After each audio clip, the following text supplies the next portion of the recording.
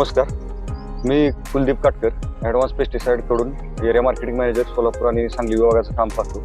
तर आज आपण आटपाडी तालुक्यातील गाव निंबोडे इथे जितेंद्र पिंजारे यांच्या प्लॉटमध्ये आलेलो आहोत. तर ह्या डाळिंब प्लॉटची पानगळ आहे ही 31 जानेवारी 2025ला झालेली आहे आणि ह्याच्यामध्ये आपल्या ॲडव्हान्स पेस्टिसाईडचे निओ पोटॅश, काजू लिक्विड आणि 5535 ह्या उत्पादनाचा वापर झालेला आहे आणि ह्याचे जे काही फायदे ह्या डाळिंब बागेला आणि ह्या शेतकऱ्यांना झालेले आहेत हे आज आपण त्याचा अनुभव त्यांच्याकडून ऐकणार आहोत. तर मी जितेंद्र साहेबांना विनंती करतो की ह्या उत्पादनांचा वापर त्यांनी कशा पद्धतीने केलेला आहे आणि त्याचा आपल्या डाळिंब बागेस काय फायदा झालाय त्यांनी संक्षिप्त स्वरूपात सांगावं.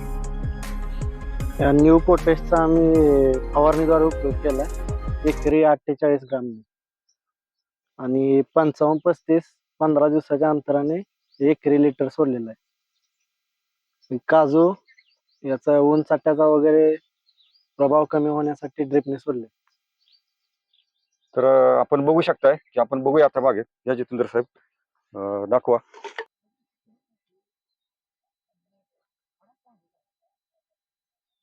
तर तुम्ही सिग्नल द्या. वातावरणाच्या बदलामुळे साईज पूर्णपणे थांबली होती. तरी या रासायनिक खताचा वगैरे वापर केला होता, ते अपटेक करत नव्हतं वातावरणामुळे. तरी ते अपटेक करण्यासाठी 55-35 आणि काजू या उत्पादनाचा एकरी 2-2 लिटरने वापर केलेला आहे. तरी तुम्ही बघू शकता याची साईज, चकाकी आणि कलर बऱ्यापैकी चांगला आलेला आहे.